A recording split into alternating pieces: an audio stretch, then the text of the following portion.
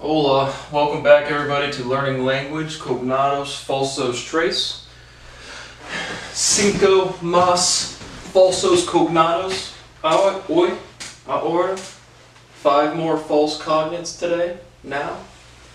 Again, I just have Cognados Falsos written up there because that's what's on the sheet. But again, direct objects to me always come after the conjugated verb, and adjectives always comes after or adjectives before the nouns they modify, right? We wouldn't say cognates false, we would say false cognates. And at the global development of language, that's why science has become, or English has become the science, the language of the science. El ciencia. And again, remember, sound versus letters. Some of these I don't even strike me as cognates at all, just because the pronunciation would not strike a native English speaker. Example, ejito. Assuming I'm pronouncing that correct with the X, ejito. Clearly looks like exit with an O, but ejito would not strike an English speaker as exit. So some good examples of just, again, syllables changing. And what I'm doing here, again, 100% certain, the real differentiation, again, is not the cognate, the English analog, it's the context in which it's getting used, right? If you're at a basketball game and someone says shoot, you're going to shoot the basketball. If you're in a back alley during a drug deal and someone says shoot, you're probably going to shoot a gun. And so it's all just in context and whatnot. So I'm just going through again. I like to keep these a little shorter because this actually is quite a bit of work for me. I literally look up every single word for word in the dictionary and then just kind of assess the overall translation. So for the first one we got today, and we'll just do 5 at a time to keep them kind of shorter. The last was like 30 minutes. The last D word, disgustar versus to disgust.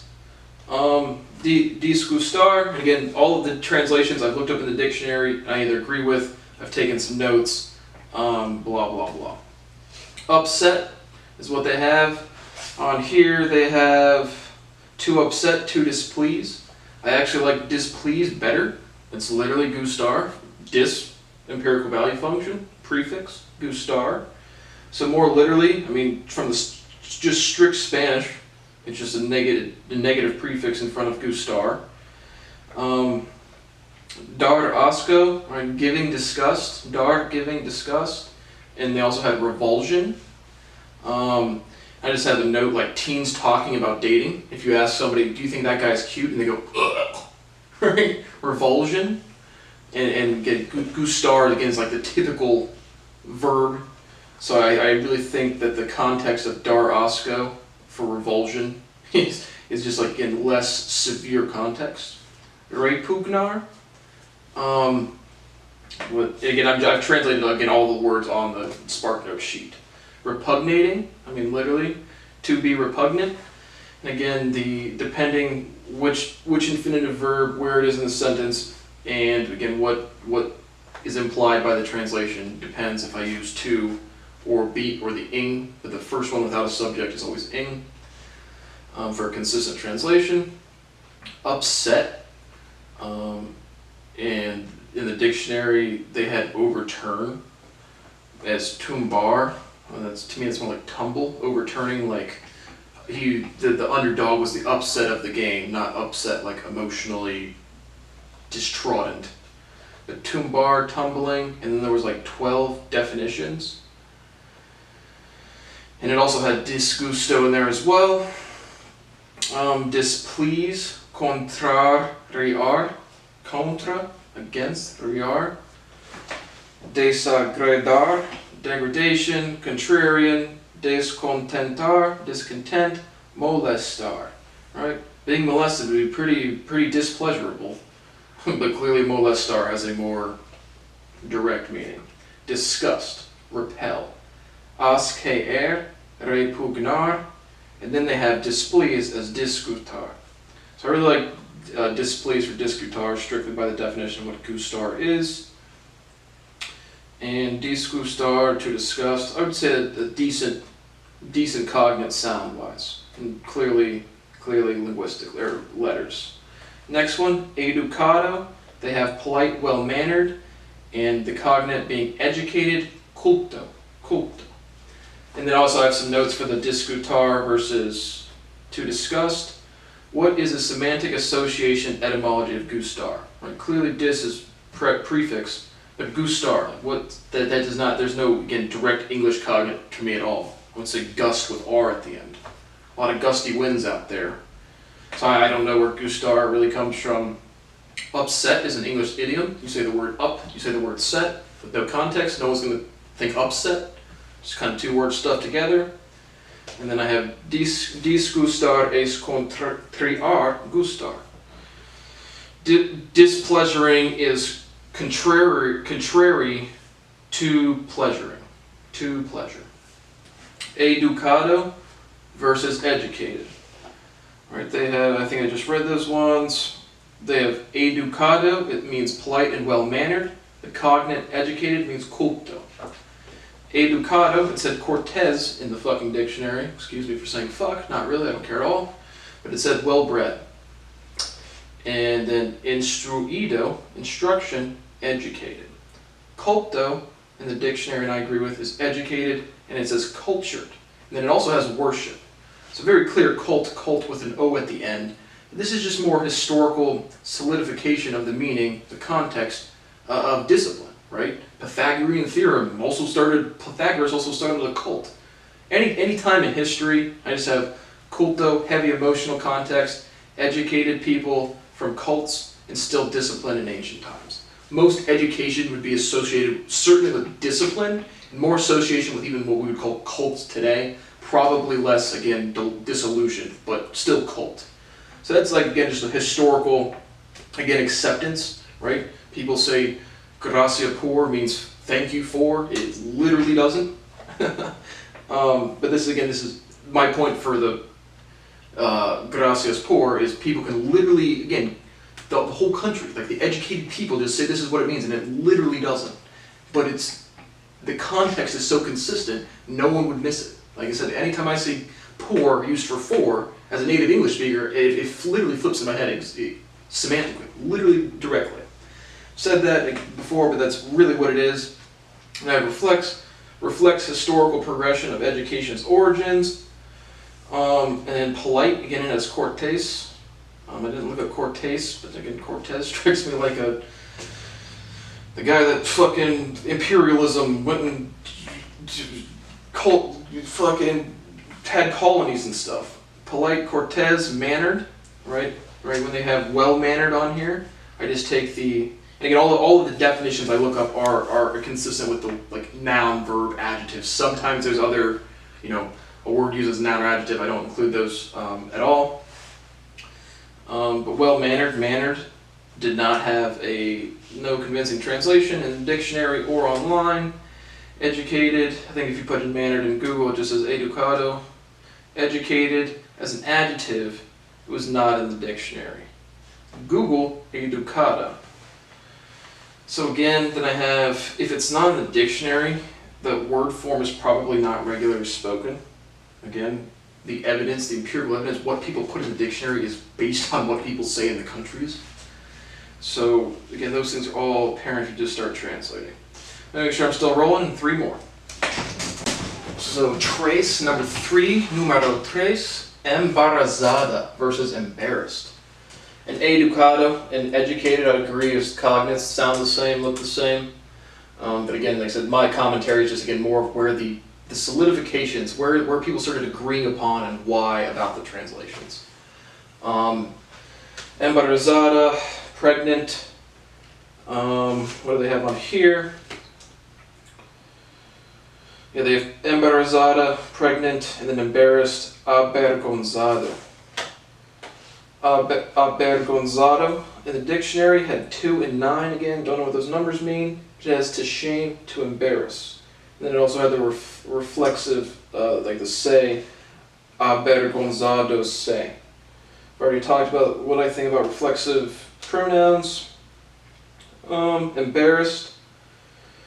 To me, that's like a past tense adjective I have, right? It's typically in English with a D at the end, it's past tense, but embarrassed is an adjective in this context, I think.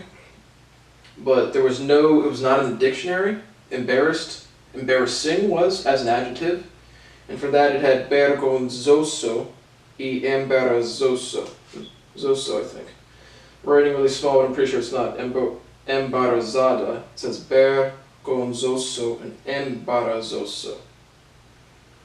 So, well, why not embarazada or embarazoso? Yeah, I'm pretty sure I wrote that down correctly. You can see the iteration close. Embarazoso is clearly close to embarazada. But I don't know why.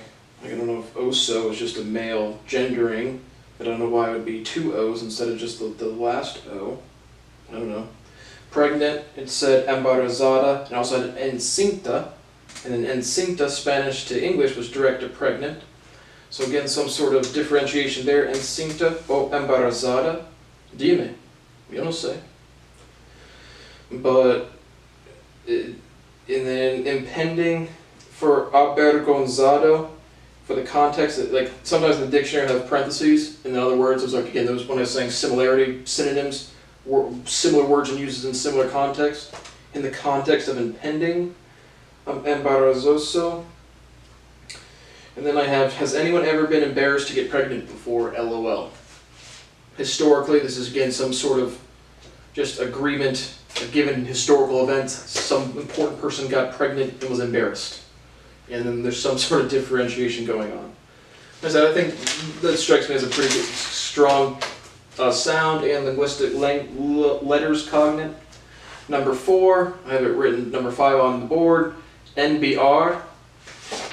They have to send, and then to envy is NBDR. NBR does not strike me as a sound cognate literally at all, and really not even as a letter cognate. To send, and I just have sending. In this context, again, I like the ings. NBDR, again, clearly just the syllable D integrated into NBR, excuse me. NBDR, to envy, envying. Send, in the English to Spanish, is NBR, and then also as mandar. But mandar, Spanish to English, is more like commanding, ordering, mandating. A place of authority. And then envy, they had NBDia.